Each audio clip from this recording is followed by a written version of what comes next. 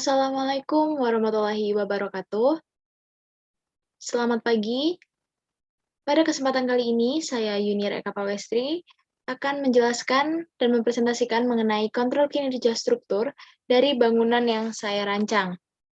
Pada pembahasan kontrol kinerja struktur ini, terdapat 4 bahasan yang akan dibahas, yaitu mengenai rasio partisipasi modal massa, kedua mengenai periode getar struktur, ketiga mengenai gaya geser dasar, dan yang terakhir yaitu mengenai kontrol displacement dan story drift-nya.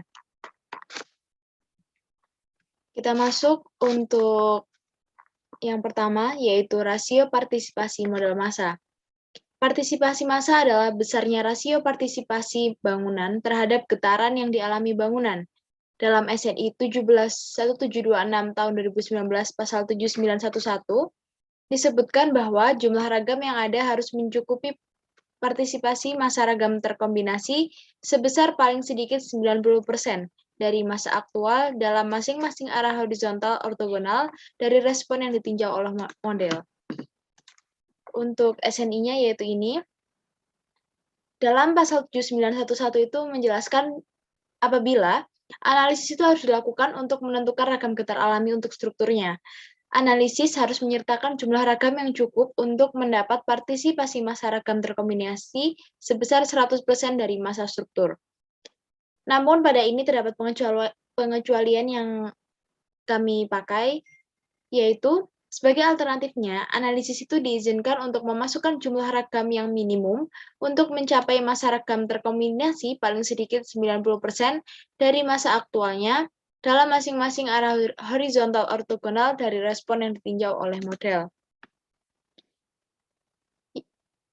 Dalam analisis etaps, yaitu pada MPMR, atau biasa kita kenal dengan model partisipasi mass ratios pada etaps, itu didapatkan hasil seperti yang tertera pada layar, sehingga berdasarkan dari analisis etap ini didapatkan bahwa total rasio partisipasi modal massa dengan jumlah ragam sebanyak 12 telah memenuhi persyaratan, paling sedikit 90%, seperti terlihat pada gambar dengan total MPMR untuk arah X sebesar 0,9519 atau 95,19%, dan untuk arah Y-nya sebesar 94,77% atau pada etap terlihat terbaca 0,9477.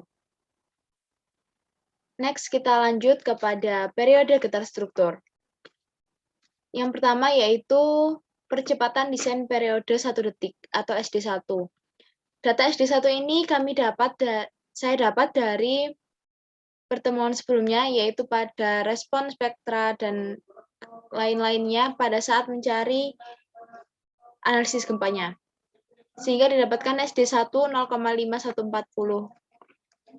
Kemudian untuk koefisien batas periode CU, di mana CU ini terdapat pada SNI. CU itu adalah batasan atas pada periode yang dihitung. Terdapat nilai CU di sini karena tadi SD1-nya 0,5 sekian, maka CU-nya kita mendapatkan 1,4, lebih dari 0,4. Di sini yang sudah saya blok kuning, periode fundamental struktur T tidak boleh melebihi hasil perkalian koefisien untuk batasan atas pada periode yang dihitung atau CU. Sehingga nanti kita perlu mencari nilai T max-nya. Kemudian untuk CT-nya, terdapat di sini nilai CT, nilai parameter periode pendekatan CT, karena kita mengambil semua sistem struktur lainnya, sehingga didapatkan nilai CT 0,0488 dan X-nya 0,75. Untuk tinggi bangunan kita adalah 41,7 meter. Kemudian periode fundamental pendekatan atau TA itu didapatkan dari perkalian CT dikali H pangkat X, sehingga didapatkan hasil 0,800 detik. Tadi yang saya katakan mengenai periode maksimum, yaitu bahwasanya periode fundamental struktur T tidak boleh melebihi hasil perkalian koefisien untuk batasan atas pada periode yang dihitung, sehingga nilai T max ini diperlukan. Untuk mencari nilai T max, itu dapat dicari dari nilai CU dikalikan nilai TA, sehingga menghasilkan nilai 1121 detik. Untuk periode hasil analisa X, analisa arah Y, periode pakai arah X dan arah Y, itu didapatkan dari MPMR tadi, untuk yang TCX dan TCY. Sehingga karena tadi terdapat Tmax, yaitu dengan nilai 1,121, maka untuk periode pakai arah X-nya kita menggunakan angka tersebut dikarenakan nilai 1,654 ini melebihi dari batas maksimumnya. Untuk periode pakai arah Y-nya kita menggunakan 1,050 dikarenakan lebih kecil daripada 1121 detik tadi. Ini yang sudah saya paparkan tadi melalui SNI 1726 tahun 2019. Selanjutnya, mengenai gaya geser dasar. Yang pertama, mengenai data percepatan gempa yang sudah didapatkan di materi sebelumnya, yaitu percepatan desain periode pendek SDS-nya didapatkan nilai 0,6698, percepatan desain periode 1 detik didapatkan S1 sebesar 0,7675. Selanjutnya, koefisien respons seismik. Nilai koefisien respons seismik atau CS diambil terbesar dari syarat batas atas dan batas bawah. Syarat batas atas arah ortogonal X diambil nilai terkecilnya dari CS, yaitu SDS per R kali IE. Nilai IE ini didapatkan dari SNI, sehingga didapatkan nilai 0,0957. Selanjutnya untuk CS max X, arah ortogonal X, maka didapatkan nilai 0,0655. Maka batas atas yang diambil adalah nilai terkecilnya, yaitu CS, yaitu koefisien seismik CS X dengan nilai 0,0655. Lanjut ke syarat batas atas arah ortogonal Y. Diambil nilai terkecil dari CS 0,0957, CS max arah Y yaitu 0,0699. Maka batas atas dengan nilai terkecil yaitu CSY 0,0699, diambil yang paling kecil. Untuk syarat batas bawahnya CS minimum 0,044 dikalikan SDS IE sehingga didapatkan 0,0295. Sehingga untuk koefisien pakai X-nya adalah 0,0655 dan koefisien pakai Y-nya 0,699. Berat seismik efektif. Untuk data ini dapat didapatkan dari etaps, di mana dapat ditemukan pada mass summary by story, itu terdapat pada etaps.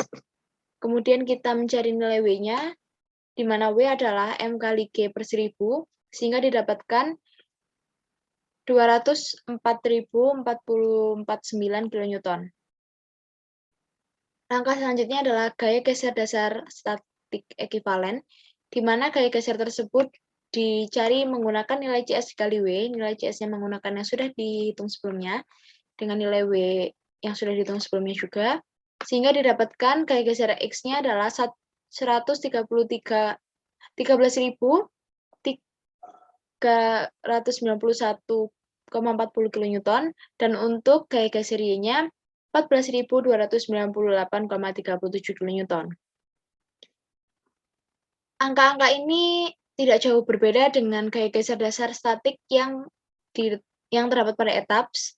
Maka berdasarkan poin D dan E ini, baik hasil perhitungan manual maupun analisisnya yang dilakukan oleh etaps, didapatkan nilai gaya geser statik yang hampir sama sehingga dinyatakan oke atau aman.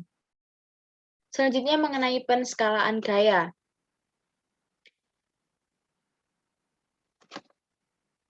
Untuk penskalaan gaya, yang pertama faktor skala awal digunakan rumus ini sehingga didapatkan nilai 1401,43.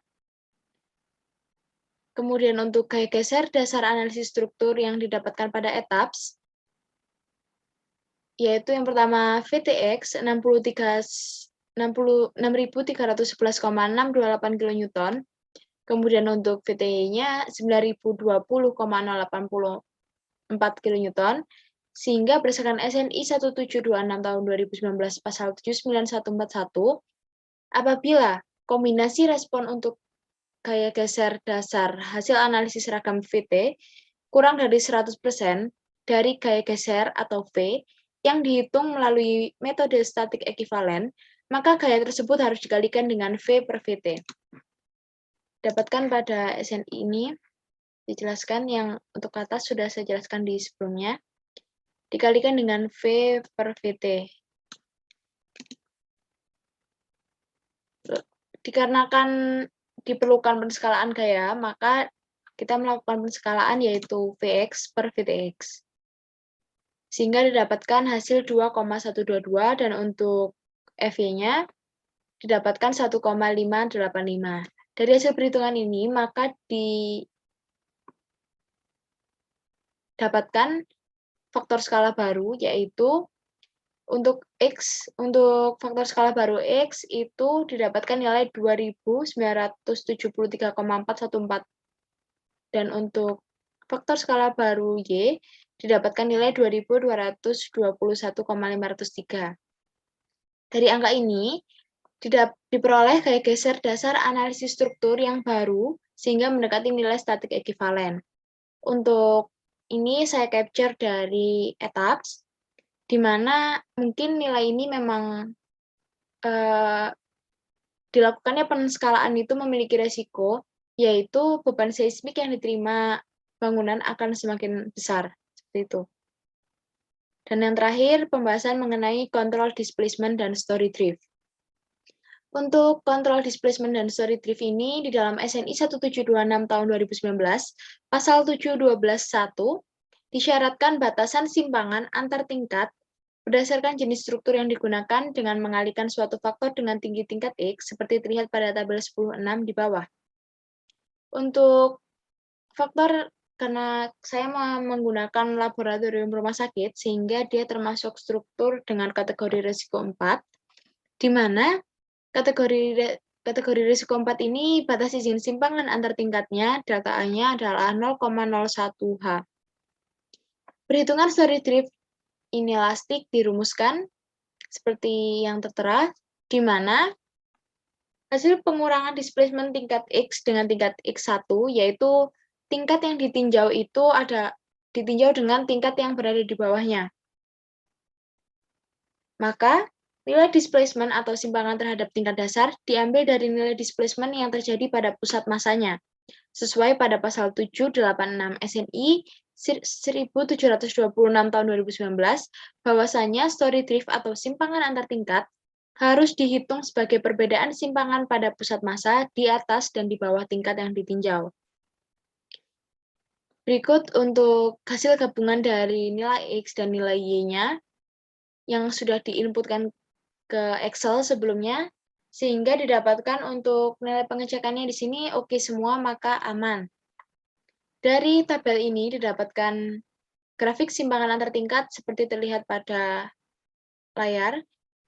Tinggi tingkat lantai 1 sebesar 1.200 mm adalah pengkondisian desain bangunan yang dirancang, di mana lantai dasar adalah lantai 1, agar tergambar di program ETABS. Saya berikan elevasi sebesar 1.200 mm. Sekian untuk presentasi mengenai pembahasan mengenai kontrol kinerja struktur. Terima kasih. Wassalamualaikum warahmatullahi wabarakatuh.